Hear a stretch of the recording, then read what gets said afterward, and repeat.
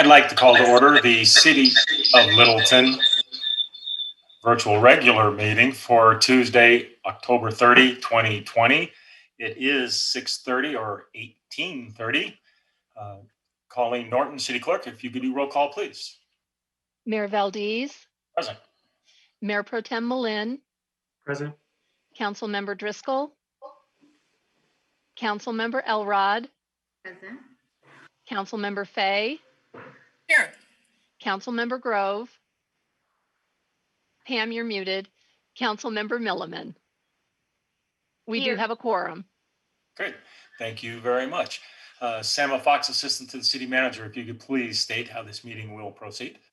Thank you. Good evening, Mayor, members of council, staff, citizens, and guests. I'm Sama Fox, Assistant to the City Manager, and I'll be serving as the moderator for this evening's virtual council meeting.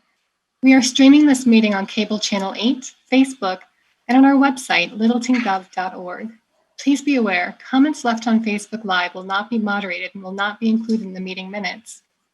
Those wishing to participate in any public comment portion of the meeting are advised to view the meeting at littletongov.org under My Littleton, Littleton 8 TV, as this broadcast has the least amount of delay. The agenda will be handled by Mayor Valdez in the same way it would be handled for a regular in-person meeting. As always, citizen participation is encouraged during public comment and public hearings. To participate via phone, please call 669-900-6833. When prompted, enter the webinar ID 961-7865-3165. There will be two opportunities for citizen participation this evening, once during public comment and again during ordinances on second reading and public hearings. If you wish to speak during either of these opportunities, please call in early and stay on the line. Again, that number is 669-900-6833. When prompted, use the webinar ID 961-7865-3165. When public comment or the public hearing is announced, press star 9 to raise your hand and be recognized as a speaker. Microphones will be muted for all citizens calling in. Citizens can press star 9 to raise their hand and be recognized. Speakers will have 3 minutes to address council. The city clerk will announce when you have 30 seconds remaining, and again when your time is up. We expect comments to be civil. Disrespectful or disruptive behavior will not be tolerated. For agenda items, Mayor Valdez will ask for a motion and a second, followed by discussion and a vote. Council will vote on agenda items using a thumbs up for a yes vote and a thumbs down for a no vote. The clerk will call each vote with all ayes and nays. Again, if you plan on participating during public comment or the public hearing, please call 669-900-6833. And when prompted, enter the webinar ID 961-7865-3165. Please stay on the line and press star 9 to raise your hand to speak. Thank you, Mayor. Thank you, Sama. Thank you very much. Council, you've seen the agenda. Do you have any changes? Seeing none, agenda is approved. Going down to our third item tonight, our comments and reports. We'll start with the city manager. Thank you, Mayor. Good evening, Council. I just have one issue I would like to comment on here, and that's on the Council's consent agenda here for this evening. Item 6A is an ordinance on first reading on short-term rentals. The reason I'm commenting on this is there's been a fair amount of conversation here with many of our residents, and I made a statement here earlier to council via email, and I just want to summarize that here for the public. So as the council knows, we've wrestled with this issue for probably over 2 years. Our next attempt here, assuming the council passes this, would be a public hearing on November 17th. Between now and November 17th, we would welcome some comments from the public. We've already received a fair amount, and specifically from a coalition that was formed a couple of years ago on this topic. And so staff is going to be reviewing those comments or suggestions. If they are on target for the specific purpose of this particular ordinance, then staff would be recommending a change during the public hearing on November 17th. If there are issues that are identified that are beyond the original scope that council discussed in the study session on this topic, then we will aggregate those and we will move those through the ULUC process, which we intend to play out the balance of this issue in the first half of next year. So again, we would welcome comments on this particular topic from the public, and we'll do our best to kind of fine tune this thing and make some recommended changes here, maybe even prior to the November 17th. If we do make changes at the staff level, then we will submit that as part of the staff communication. There'll be a separate attachment that will highlight those changes so that it's obvious to council as well as the public on what those changes are. So with that, Mayor, that is my report for this evening. Great, thank you very much. City Attorney. Thank you. And just to pick up where our city manager left off, we have received some comments which are very thoughtful, and obviously some of them make a lot of sense. So there might be changes. Most likely there will be changes from first to second reading. And as Mark noted, we will let everyone know what has changed. It will be republished in full, so everyone will know kind of what those changes were. My only other update is that, as council may know, on Friday, Tri-County Health issued a public health order, which is effective through November 1st. It does three things. One, it limits kind of personal gatherings to no more than 10 individuals. When I take a look at that and contrast it with the state's orders, we're really talking about social events. So if you're inviting people over to your house that aren't family, that aren't residents there, they want to limit that to no more than 10 persons. So if you've got a pretty raucous book club, try to keep it contained. They've also limited and ceased the sale of alcohol at restaurants to 11 p.m. And the final thing is that they've encouraged a lot of our non-critical office-based businesses to allow for more telecommuting. And that's in response to kind of the upward trends that Arapahoe County has been seeing as it relates to COVID. So that's my report. Thank you. Thank you very much. We'll go to council members. We'll start with Council Member Driscoll, then Elrod. No report. Great, thank you. Council Member Elrod, then Fay. I have a couple of things I just want to share. I have been hearing from some citizens regarding the rezoning for downtown based on the map. So I just wanted to make a public announcement that there's a couple of opportunities coming up to comment on that mapping. November 9th is in front of the Planning Commission tentatively. So I encourage everyone to go to littleton.gov to look at updated calendar. And then we'll come before City Council, first reading December 1st, and then second reading December 15th. All tentative, but just wanted to share that information. And then wanted to actually, with Aspen Grove being here, a shout out to Aspen Grove for being strong advocates and promoting the arts. They had Littleton Symphony at Aspen Grove performing, and they have been doing just a number of great events down there, social distancing, et cetera, in a safe environment. So thank you, Aspen Grove, for continuing to do that, giving us things to do during the week and on the weekends. Also a shout out to Weekends on Main, still doing great. Before I headed down here to Florida, I did stop by the last weekend on Main, which was, maybe a weekend ago. And I got to meet Kyle Bannister. He was the chalk artist, but not only was he the chalk artist, he's a local. So he was telling stories of hanging out in downtown with his granddad and the Centennial racetrack. So it was really fun to, kind of have that local storyteller with the art there as well. That was also the weekend where we, Kelly and Elizabeth provided some opportunities for pop-up art tents and galleries. So we had several artists and artisans down there. Heard great things from both the artists and artisans participating, as well as some of the businesses saying they really enjoyed having that other element in Weekends on Main. So That is all I have for now. Great, thank you very much. Council Member Fay and then Grove. I would like to comment on council comment.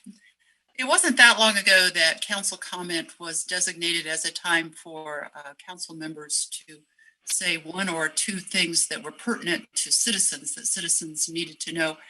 But we seem to have all morphed to longer and longer and trying to list everything that we've been doing. For the sake of communication, it would be great to return to one or two things that citizens need to know. That's all. Great, thank you. We'll go to Council Member Grove and then Milliman. A report. No report. Council Member Milliman and then Mayor Pro Tem.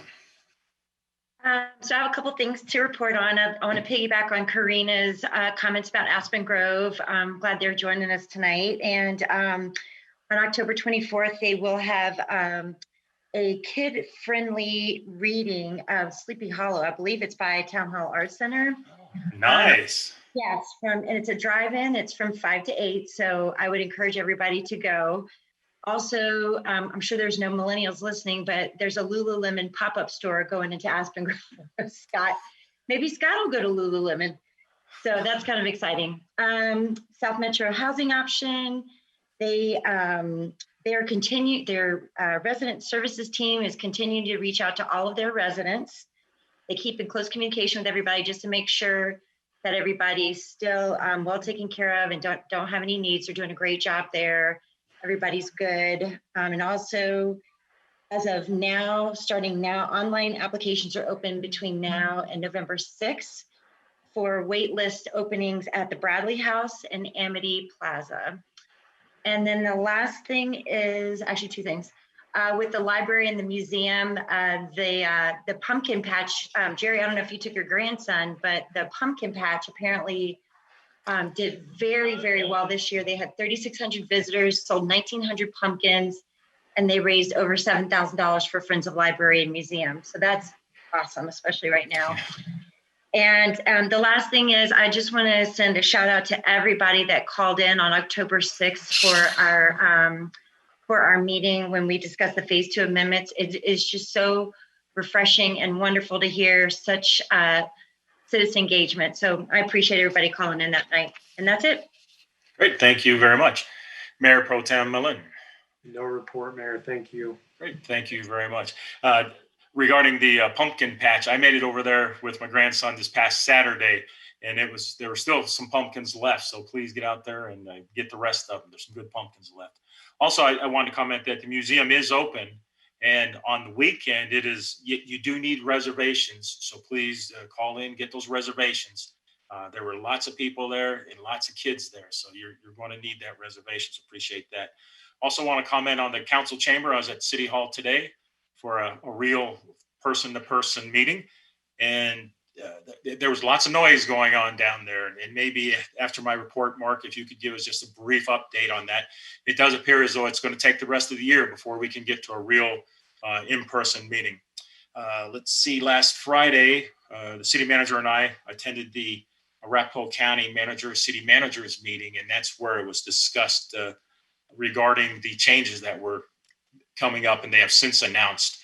Tri-County did make clear that the restaurants and bars who are now going from midnight to 11 o'clock, even though they've made that change, they also stated that the restaurants and the bars are not the issue. But even though they made that change, the real issue here is the private gathering, as the city manager had mentioned earlier.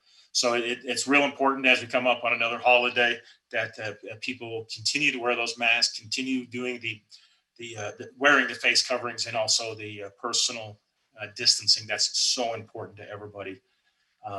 And with that is it. We can move on to our next item. And we have no citizens appearances tonight. But we we are now item number 5, public comment. Sama, if you could please tell us, the audience, how they can participate.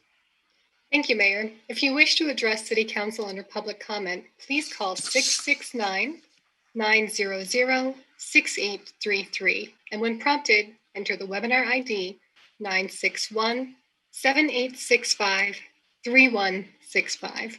Press *9 to be recognized. Citizen microphones will be automatically muted until the citizen is called upon to speak by the last 3 digits of their phone number. Please state your name and district or address clearly for the record. A reminder, the clerk will notify you when you have 30 seconds remaining, and again when your time is up. Public comment is an opportunity to express opinions or ask questions regarding issues that are not part of public hearings on tonight's agenda. Each speaker will be limited to 3 minutes. The city clerk will notify you when you have 30 seconds remaining, and again when your time is up. The City Council is not authorized by the Colorado Open Meetings Law to discuss, comment, or take action at the meeting on any issue raised by public comment that is not part of tonight's agenda. The mayor may refer the matter to the city manager and/or city attorney for immediate comment after public comment, or to staff to obtain additional information and report back to council as appropriate. We expect comments to be civil. Disrespectful and disruptive behavior will not be tolerated. Mayor, we currently have 1 hand raised. I'd like to remind anyone else in the queue to go ahead and press *9. Caller 314, you will be our first caller. Please go ahead and press *6 to unmute yourself and begin speaking.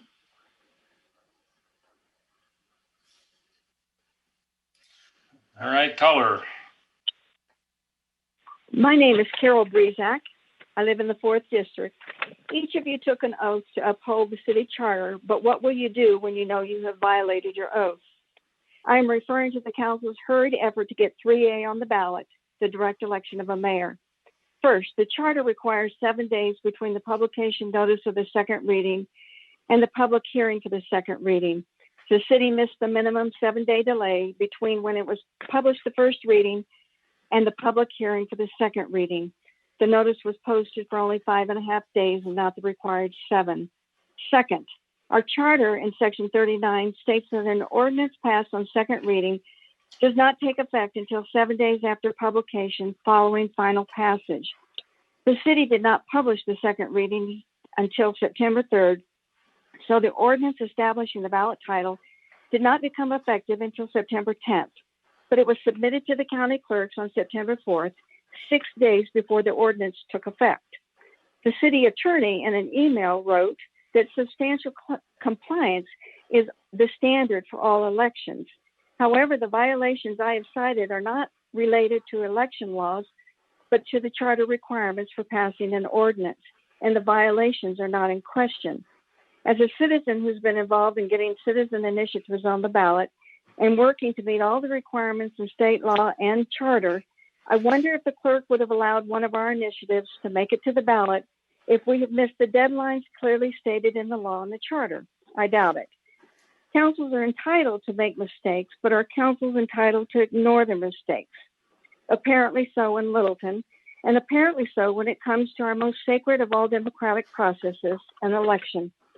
Council was able to get an ordinance on their agenda at a special meeting where citizen input was not allowed, schedule a second reading, take action, and certify a ballot question to the county in 2 weeks, a process that should, by council standards, take until September 17th to have an effective ordinance to then certify to the county clerks. Certainly, it was known prior to the first reading that there was not sufficient time to meet the county's deadline of September 4th, but council ignored the required timeline in our charter for passing ordinances. Substantially complying with the election law does not excuse council's violation of the charter in passing ordinances. There's no consequence for council violating our charter, but that doesn't mean that council should ignore their failure. Council should own their mistake and do the right thing. If citizens would be denied for missing a deadline, the council should hold themselves to the same standard. Thank you. Thank you, Carol. Sama, do we have any other callers? We do. Caller 819 is next in our queue. Caller 819, you have been unmuted. Please begin speaking. Hi, this is Pam Chadbourne. I live in District 1. First off, I agree with Carol, and not only that, I found council's reasons for promoting a direct election of mayor to be insufficient and not compelling to me as a citizen. We as citizens lose our opportunity for voting for 4 council members every 2 years, and that is a power that we should maintain and demand It sounds like a directly elected mayor gives us more power, but it does not. Citizens, please vote against the direct election of mayor. It does not suit Littleton. It does not serve the needs of citizens to best choose who our council representatives should be. We don't need reality talk show celebrities to be voted for directly for a certain post. What we need is competent city council members voting for one who will preside over their meetings efficiently and well. That is what we citizens need and deserve. This council's reasons for promoting this were deficient and defective. Second of all, I'm concerned about the two business improvement districts that are on the agenda tonight. It's good that Highline is reducing their mills, but why are they even still around? I do not understand that. And Aspen Grove seems pretty high. Since the city is considering bids for other places, I'm kind of wondering about the management of these two, and I'm not sure that I see in this what the benefit is to the city from these bids. Third off, on STRs, I'm dismayed to hear that there might be changes between the first and second reading. But let me say, it's great that there's a maximum on the number of occupants, especially 8. Don't change this. For larger groups, just let them go to a different city with better fit properties for larger groups. It's not Littleton's job to provide SDRs for any and all comers. Or let them rent 2 SDRs in Littleton and coordinate, or give their business to our hotels and motels. It continues to bother me that there's not parity with our hotels and motels at the expense of neighbors who live next to these horrible STRs. 30 seconds. It is very difficult to live next to an SDR because you don't know what's going to happen next door to you between any day and the next. The guest guidelines look cluttered to me. What are large-scale events? For wood burning, we'll just say the fire should be out by 10 p.m. You should add that trash needs to be kept in receptacles, and the receptacles need to be kept covered. And what about limits on pets, dogs in particular? 43 STRs is too many. Council, please think long-term about reducing STRs in Littleton. They are a poor fit. That's time. Thank you very much, Pam. Sama, do we have any other callers? Mayor, we have no other callers in the queue. Okay, with that, I will close the public hearing or public comment section of this meeting. City manager, city attorney, would you have anything that you would like to comment on or add? I will defer to the city attorney. Thank you. Thank you, Mayor and Council, and our citizens for calling in. Yeah, I did send an email out to Ms. Brisiak, one of our public commenters, last week. I have not heard a response from her, and apparently tonight is that response. So I would acknowledge a technical issue that came up as it relates to the direct elect mayor ballot measure. As you will recall, Council convened a special meeting on August 25th, and then a second reading public hearing on September 1st in order to meet the county's deadline of September 4th in order to make the November election. The entire packet, including the ordinance, including the ballot measure, was posted on, I'm going to find it here, August 21st. And within that packet, it stated that the public hearing would take place on September 1st. So following the special meeting on August 25th, where council said proceed, the notice that the first reading had passed wasn't done until 8/27. So technically, it was not 7 days. 27, 28, 29, 30, 31, 1st. We're talking 6 days. Unless you consider the 25th, when the entire packet was posted, to be that notice requirement. So obviously myself and staff, we don't purposely intend to flout our charter or make mistakes or ignore our charter. However, that said, and I take our charter very seriously in regard to trying to stay in compliance, trying to ensure that city council is staying in compliance as well as the city. This is not really a city council issue. This is really city staff. And we will learn from this. I will learn from this and make sure that going forward, we don't repeat these kind of technical violations. In no way does this negate anything having to do with what the voters decide as it relates to this issue, whether or not they want to direct elect mayor, whether or not they do not.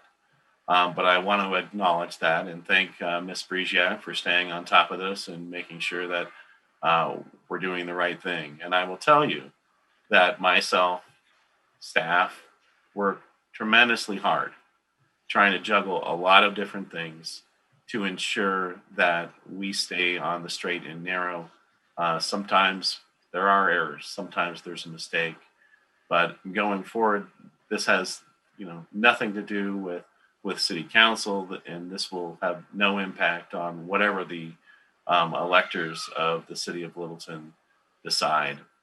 As it relates to Ms. Chadbourne's comments regarding bids and why they're here, they're required by state statute to submit an operating plan and have it approved by city council annually. That's state statute. In regard to why one of the metro districts is still, the business improvement districts is still around, most likely because it's to support operations and maintenance. And that's why they continue to exist, to take care of the improvements that they put in. In regard to STRs, we will republish in full the entirety of whatever changes there are. Just to reiterate what Mr. Ralph stated, we will make notations so that citizens and council and staff can follow along with what has changed and what has not changed between first and second reading. And I do appreciate Ms. Chadbourne's suggestions as well. I will continue to appreciate them, so she's free to email me suggestions or anything else in regard to what we can, as staff, consider as it relates to firming up this short-term rental licensing.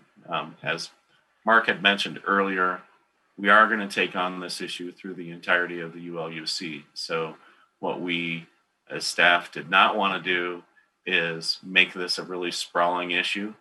We wanted to make it really narrowly tailored to let's get the licensing component in place. Let's deal with existing enforcement tools, if you will, that we have. And then we can add on to that as we go forward through the ULUC, as we take stock to see what needs to be firmed up and what does not need to be firmed up. So that is my response. Thank you. Great. Thank you very much. All right, council, we're going to move on to our agenda item number 6, consent agenda items. Sam Fox, if you would, please. Consent agenda items may be adopted by a simple motion. All ordinances must be read by title prior to a vote on the motion. Any consent agenda item may be removed at the request of a council member. Thank you, Mayor. Thank you very much. Councilmember Fay, if you could please introduce the consent items. You are muted.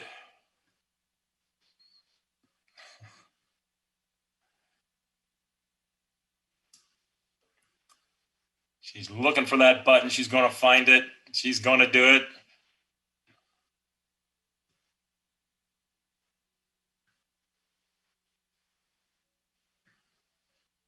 All right.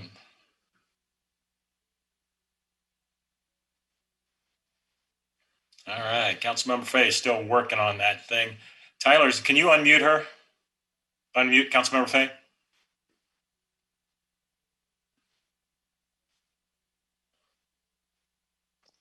I cannot unmute. I can just request for her to unmute. Okay, thank you.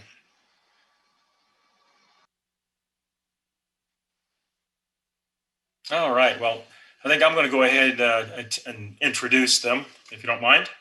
All right, so we have under 6A, Ordinance 21-2020, an ordinance on first reading, adding Chapter 23 entitled Short-Term Rentals to Title 3 Business Regulations of Business Municipal Code. Item 6B, Resolution 72-2020, adopting the 2021 fee schedule. Item 6C, Resolution 71-2020, authorizing the intergovernmental agreement between the Colorado Department of Revenue and the City of Littleton for the collection of municipal taxes under sales and use tax software system. Item 6D, Ordinance 42-2020, an ordinance on first reading amending various sections of Title III, Chapter 9 to require collection and remittance of Littleton sales tax by remote sales. Oh, let's see, I got it. Hold on. And that is all of them. Mayor, that is not all of them. Oh, no, here it is. Oh, I'm sorry. I do have a second page. I wasn't ready. I was hoping on Carol was going to get these. We have under item 6E, Resolution 69-2020, approving the 2021 operating plan and budget for the Highline Business Improvement District. We have 6F, Resolution 70-2020, approving the 2021 operating and budget for the Aspen Grove Business Improvement District. 6G, ID number 20-268, approval of the October 6, 2020 virtual regular meeting minutes. Council, I am looking for a motion.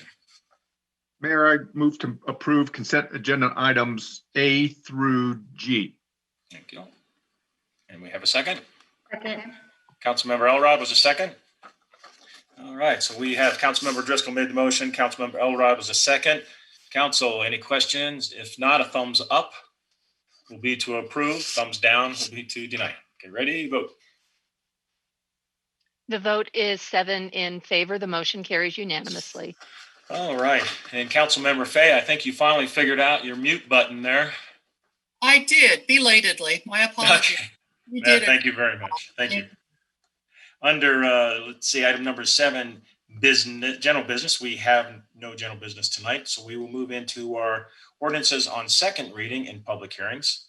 Sama Fox, if you would remind the audience how they can participate. Yes, citizens wishing to speak during any of the public hearings tonight, please call 669-900-6833. And when prompted, enter the webinar ID 961-7865-3165. Press *9 to raise your hand and be recognized. After the staff presentation, you will be recognized by the last 3 digits of your phone number. Speakers will have 3 minutes to address council on the public hearing topic. Thank you, Mayor. Thank you very much, Sama. In council, I'm going to go ahead and read all 4 of the ordinances, and there will be one presentation by staff and one public hearing. So this is to let the public also know that there's going to be one opportunity to speak, and it's going to be all 4 of them combined. So with that, we have item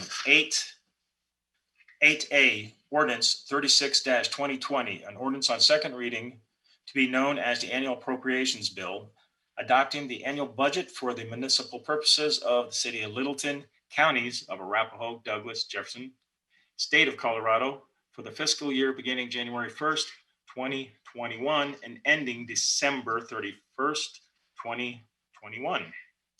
We have 8B, Ordinance 35-2020, an ordinance on second reading establishing the tax levy of 2.1 mils to defray the cost of municipal government of the City of Littleton, counties of Arapahoe, Douglas, Jefferson, State of Colorado for the city's fiscal year beginning January 1st, 2021 and ending December 31st, 2021. 8C, Ordinance 38-2020, an ordinance on second reading of the City of Littleton, Colorado, as the governing body of the City of Littleton Stormwater and Flood Maintenance Utility Enterprise, adopting the 2021 budget. Ordinance, item 8D, Ordinance 37-2020, an ordinance on second reading in the City of Littleton, Colorado, as the governing body of the City of Littleton Sewer Utility Enterprise, adopting the 2021 budget. And again, we'll have one presentation which will include all And then council, when we have questions, you can include any of those items. And then when we have the public hearing can comment on any of those items. With that, city manager. Just real quickly, Mayor. In Ordinance 35, 2020, I'm not sure if I just misheard, but it was 2.0 mils. For whatever reason, I heard 2.1 mils, but it's 2.0. I'm sorry, if I didn't say 2.0, it should be 2.0. Okay. Okay, thank you. Thank you for that clarification. City manager. All right, thank you, Mayor. Good evening again, council. I think before I hand this off to Tiffany to summarize our budget discussion, I just wanted to first again thank council and acknowledge that we've had a pretty difficult run here at the city of Littleton as we assemble a budget here for 2021. I appreciate the dialogue and the discussion. We had to make some pretty tough decisions here as a result of the impact of COVID-19. I do hope that the economy continues to improve. Each month, we tend to see some figures that look like we're moving in the right direction. Obviously, we have a couple of tough months here. In the end, I do hope that we have an opportunity in the first quarter of next year to kind of reassess where we're at financially in our economy, and then let City Council have another look at that and decide how they might want to perhaps supplement the budget here for 2021. So with that said, I'm going to turn that over to Tiffany Hooton and let her summarize these 4 items. Great, thank you. Good evening, Mayor. Good evening, Council. I have a short presentation that I'm going to share.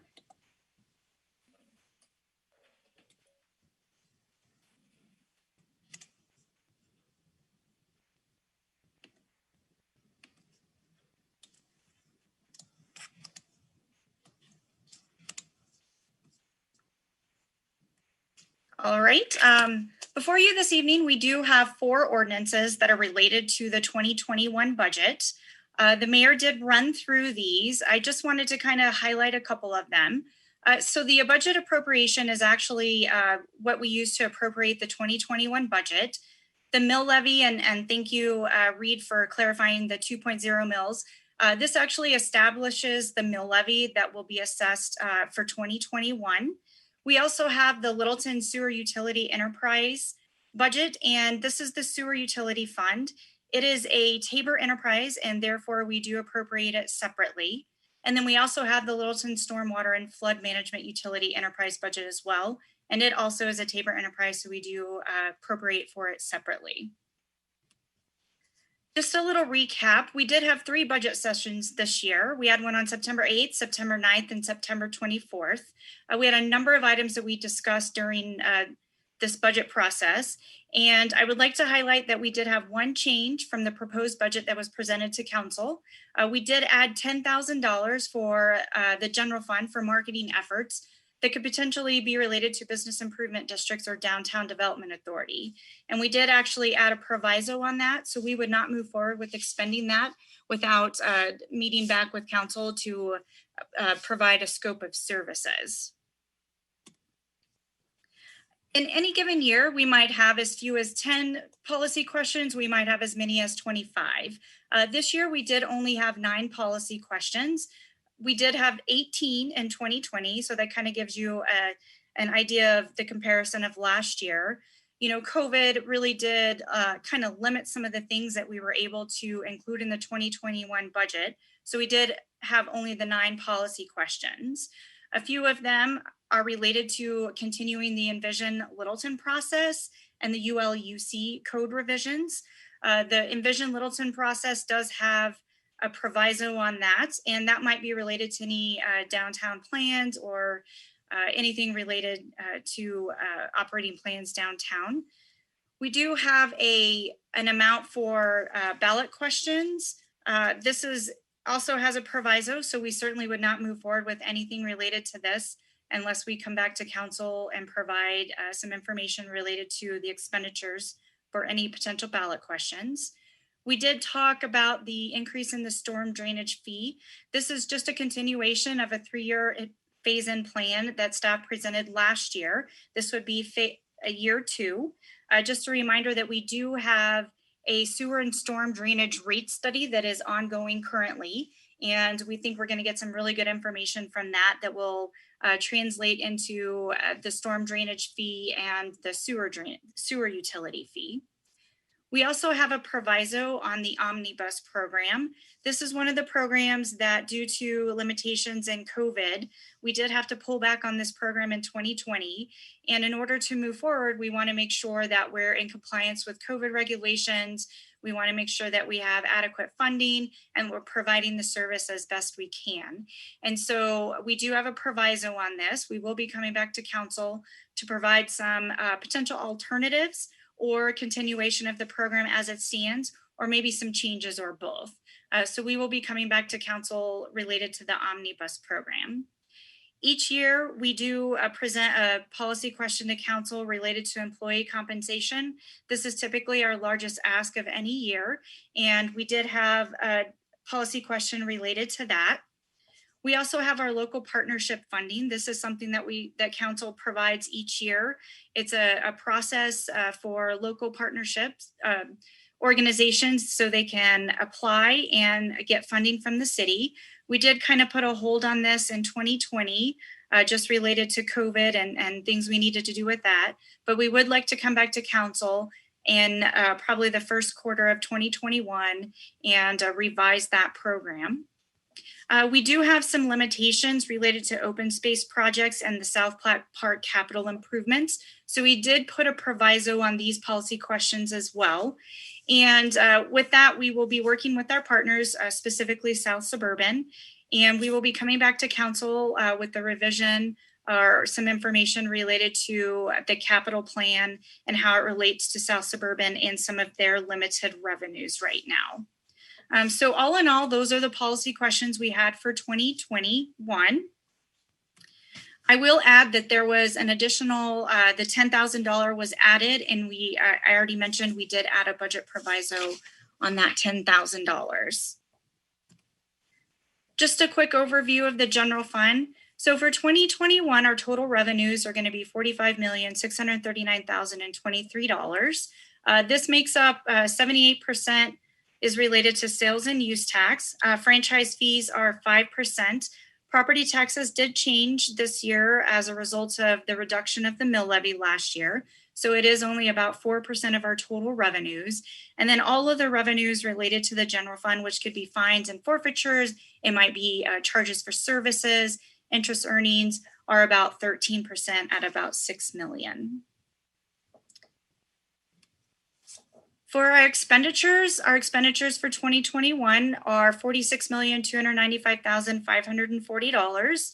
We're a service provider, so we do have a number of personnel costs. It's about 69% of our total expenditures for the general fund. Our operating and maintenance makes up about 24% at about $11.3 million. We have very little capital that we appropriate from the general fund, less than 1%. And then you'll see the transfer out is 7%, and it's about $3.2 million.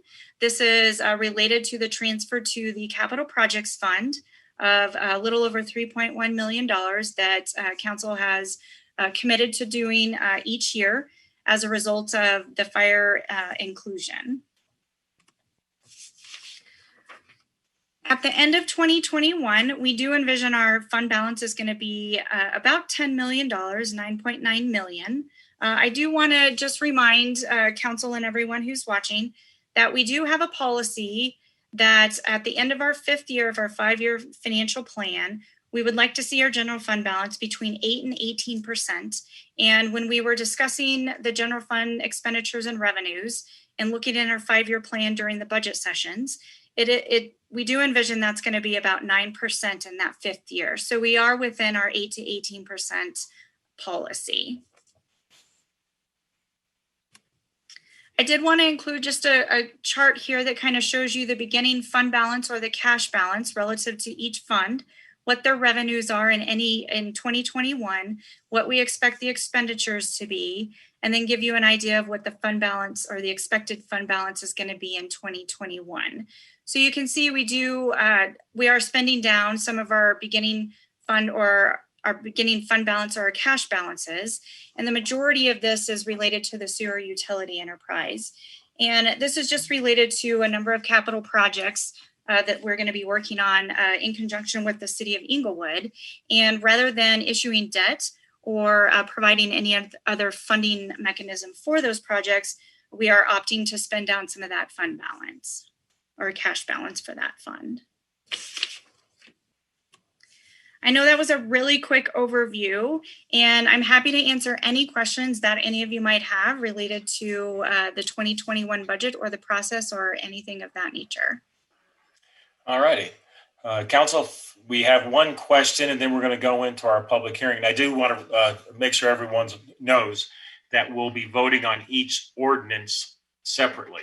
So we'll be addressing each one by itself, but our discussion is meant to be for all four, as well as our public hearing. So Council Member Elrod, did you have a question? I'll wait until public comment. Great, thank you. Thank you very much. And with that, it is 7:15. I'm going to open up the public hearing. Sama, if you could, please. Thank you, Mayor. I'd just like to remind callers in our queue to press *9 if you'd like to raise your hand and be recognized to speak. We do have a caller in our queue, so I'd just like to give them another chance to press *9 if they'd like to be recognized to speak. Thank you. Our first caller is caller 819. Caller 819, you have been unmuted. Please begin speaking.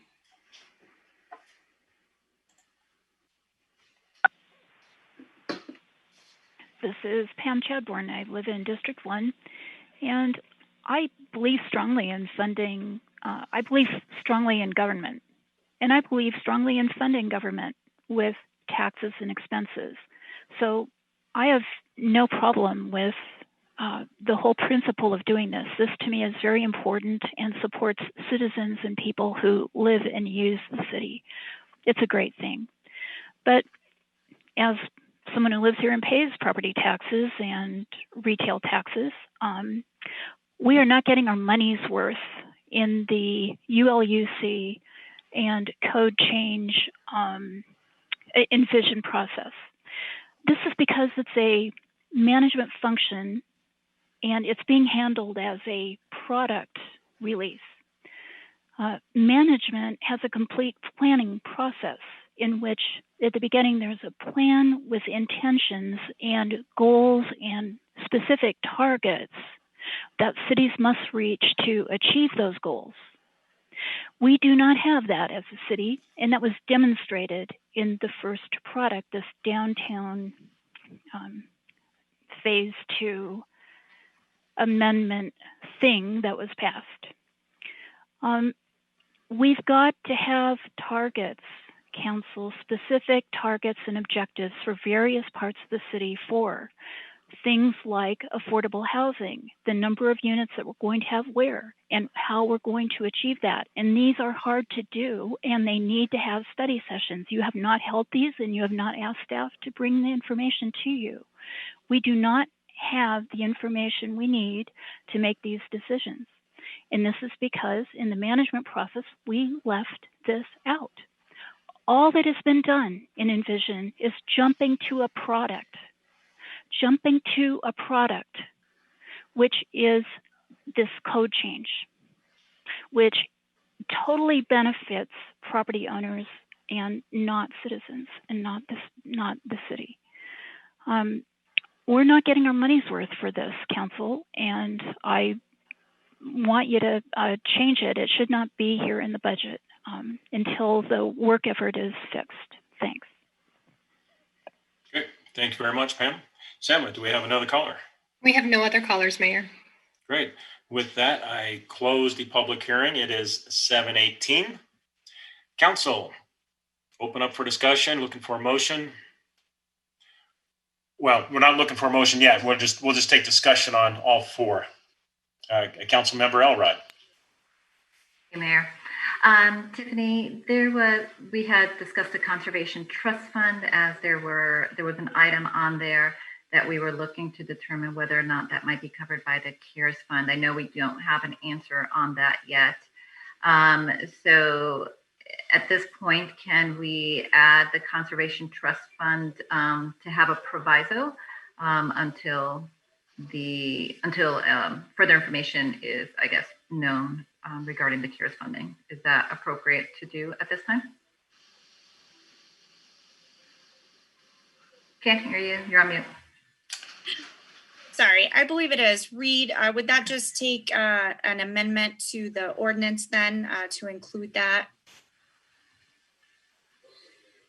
Sorry, I'm getting some feedback from some of my coworkers upstairs. Can you repeat what the question is in regard to the amendment to the proviso, or the amendment to this would be the annual appropriation bill? Just to the ordinance itself. Councilmember Elrod is asking if we can add an additional proviso related to Conservation Trust Fund. Correct. That would be an amendment to the ordinance.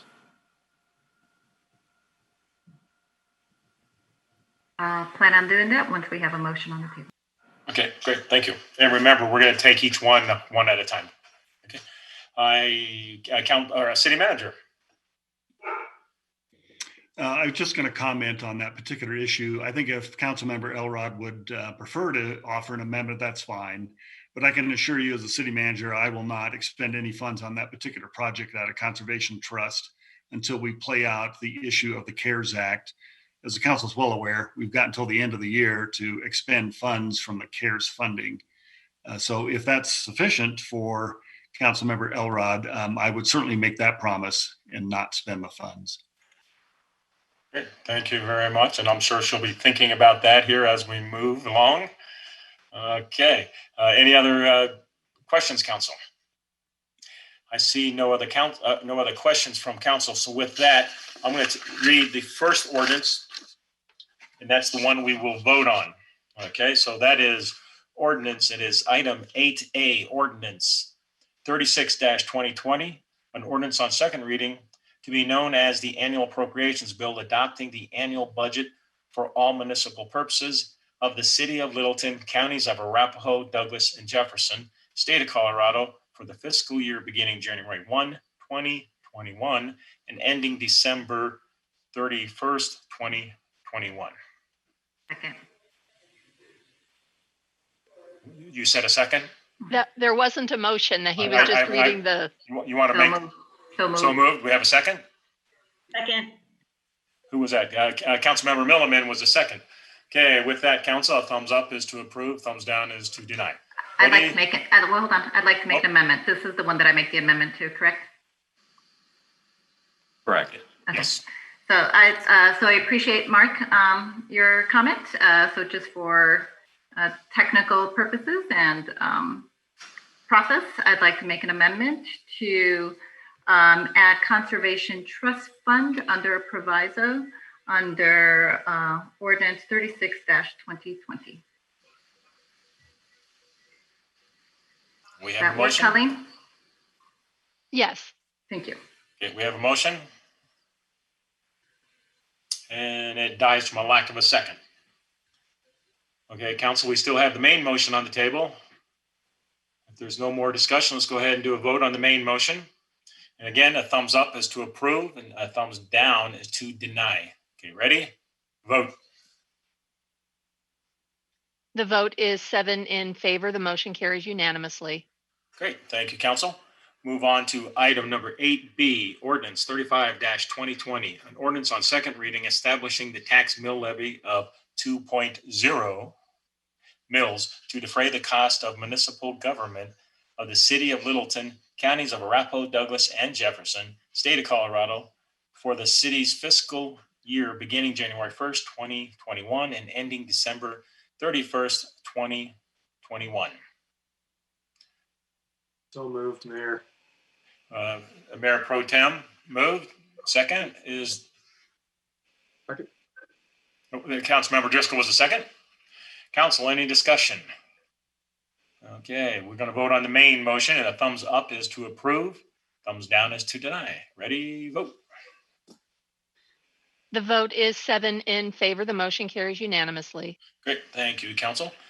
Item number 8C, ordinance 38-2020, an ordinance on second reading of the City of Littleton, Colorado, as the governing body of the City of Littleton Stormwater and Flood Management Utility Enterprise, adopting the 2021 budget. Council, do we have a motion? So moved, Jerry. Councilmember Driscoll moves.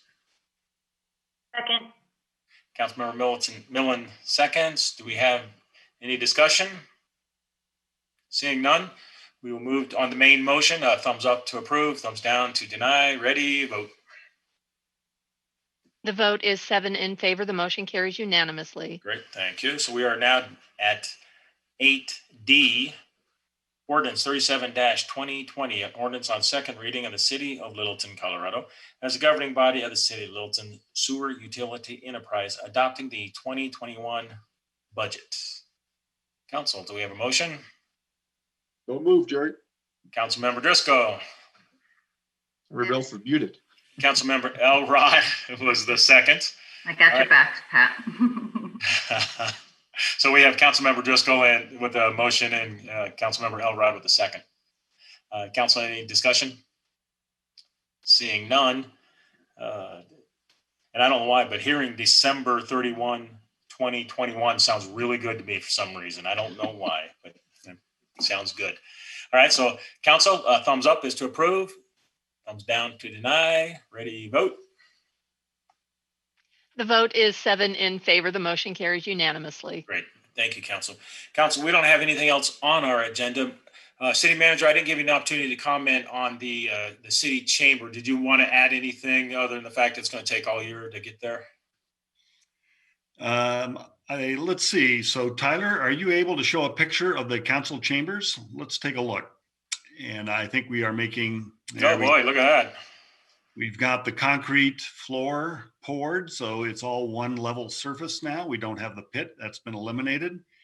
And if you look up a little bit, Tyler, you'll see that we've started to put in the ceiling. So we're dropping the ceiling.